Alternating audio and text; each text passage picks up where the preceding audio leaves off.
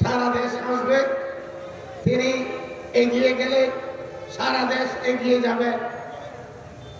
যদিও আমরা চকরিয়া পেকুয়াবাসী আমরা ক্ষতিগ্রস্ত হয়েছি, এই দুঃখ মেনে নিয়েই আজকে মহান ঐতিহাসিক 7ই মার্চের জনসভায় উপস্থিত এখানে মাতামরি সাংগঠনিক উপজেলা আওয়ামী লীগের বারবার নির্বাচিত সভাপতি বর্ষিয়ান জননেতা জনাব সিরাজুল ইসলাম চৌধুরী বাবলা, যাদের চেতনায় একটি মাত্র বক্তব্য, এবারের সংগ্রাম স্বাধীনতার সংগ্রাম, এবারের সংগ্রাম মুক্তির সংগ্রাম।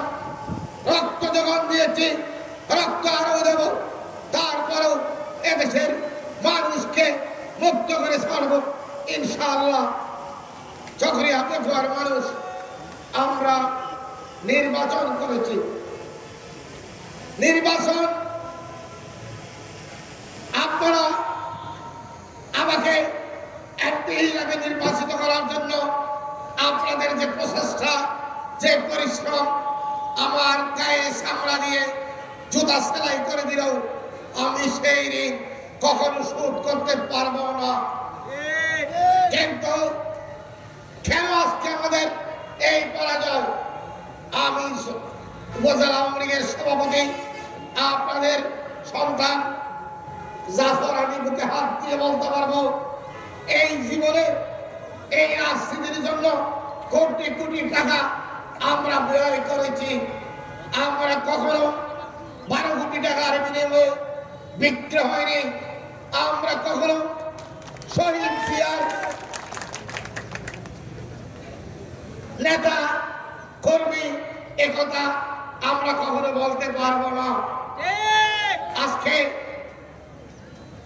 উসান মোহাম্মদ ইব্রাহিম তিনি তারেক জিয়ার সাথে ফোন আলাপে আপনারা দেখেছেন, তিনি বলেছেন তিনি 10 কোটি টাকা লোন বর্তমানে মাথায় নিয়ে ঘুরতেছেন।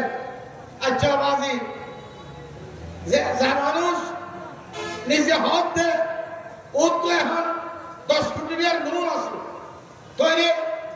এই যে বলো,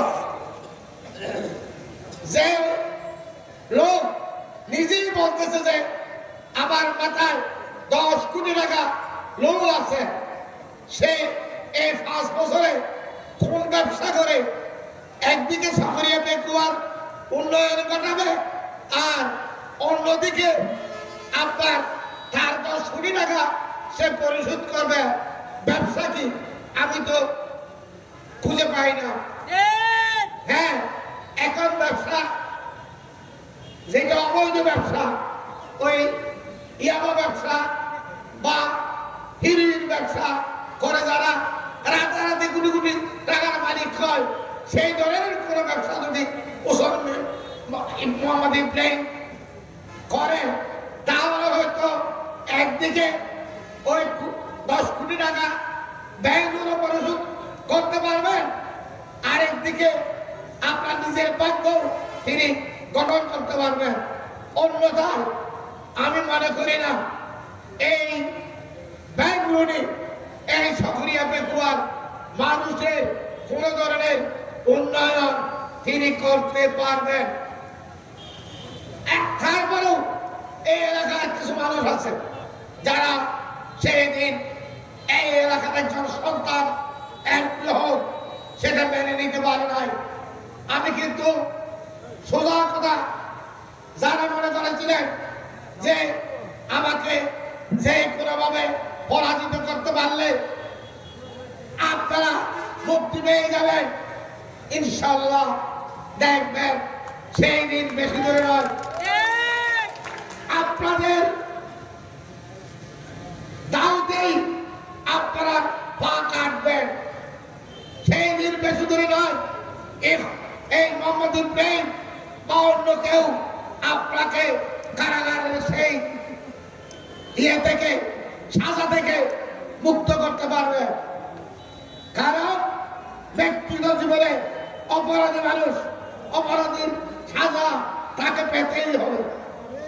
কি এখনো মিশে কথা হইনি কি দিন কমতে থাকেন সাতটার পর সাতটা এভাবে যেতে যেতে দেখবেন যে 7-8 সপ্তাহ যেতেই এখানে ইনশাআল্লাহ গণেশ পাল্টে যাবে দেখবেন বেশি লাভালাভি যারা করেছিলেন তাদের পরিণতি কি হয় এই কক্সবাজারে দুর্নীতিবাজ দখলবাজ মানুষকে হত্যাকারী অস্ত্র ব্যবসায়ী এগুলার পতন অনিবার্য যারা মনে করেছিলেন জাফরকে যে কোনো ধরনের ষড়যন্ত্র করে যদি এমপি থেকে নামাই ফেলতে পারি পরাজিত করতে পারি তারা রাজ্য দখল করে ফেলবে এটা সহজ কথা নয় এখন জনগণ জেগে উঠেছে যারা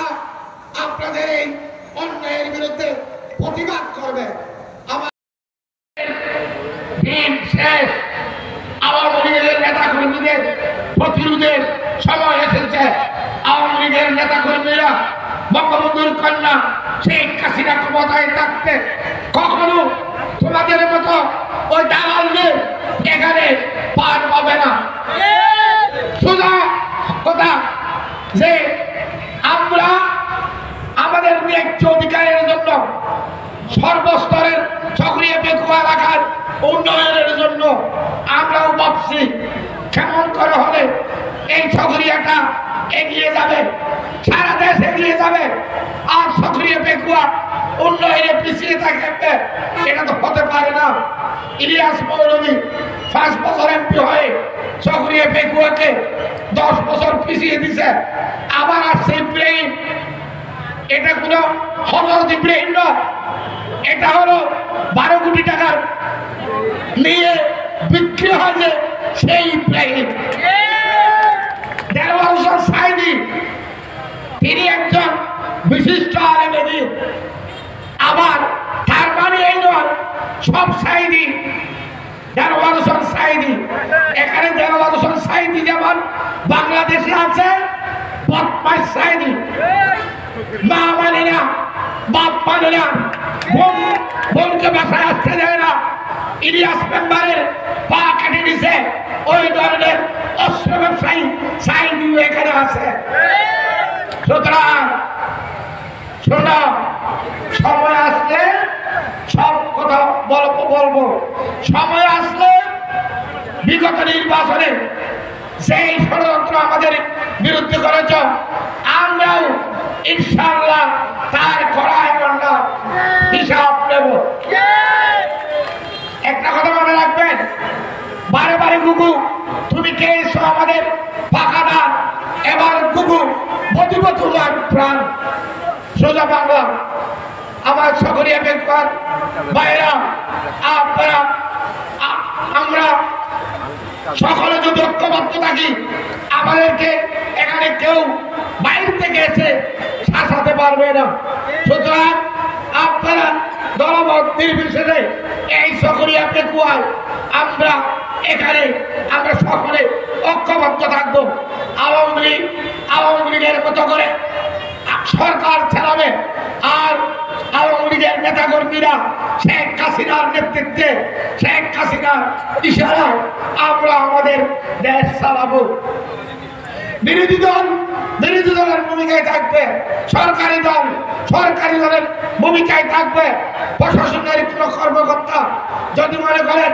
এখানে কল্যাণ পার্টির কল্যাণ করতে গিয়ে আমাদের দেশের অকল্যাণ ঘটে যায় আমরা কিন্তু কাগজ ছাড় দিব না তাই এখনো সময় আছে সোজা যেমন পারছেন হয়েছেন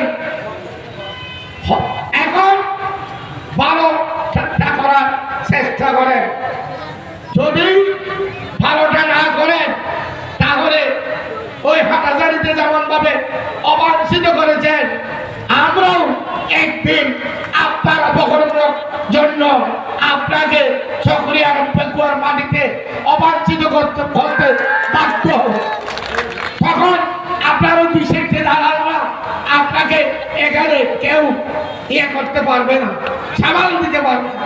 চকরিয়ার মাটি শহীদ আব্দুল হামিদের ঘাঁটি, চকরিয়ার মাটি আবুল কালামের ঘাঁটি, চকরিয়ার মাটি গোলাম কাদেরের ঘাঁটি। এই মাটিতে কোনো অশুভ কাজ, কোনো অপশক্তি এখানে প্রাণ পাবে না। আমি দূর দূরান্ত থেকে তাদের কাছে আইও, আপনারা এখন আজকে যেমন ভাবে এসেছেন, ভবিষ্যতেও আমাদের সব কর্মসূচিতে আমাদের সাথে থাকবেন। আমরা আপনারা ঐক্যবদ্ধভাবে এই চকরিয়া পেকুয়াকে আধুনিক চকরিয়া পেকুয়া গঠন করার জন্য শেখ হাসিনার হাতে এই এলাকার আবারও নতুনভাবে উন্নয়ন করার জন্য আমরা চেষ্টা করব। এই কথা বলে যেহেতু আজান হয়ে গেছে, সুতরাং আমি আজকে মিটিংয়ের এখানে সমাপ্তি ঘোষণা করছি। জয় বাংলা, জয় বাংলা।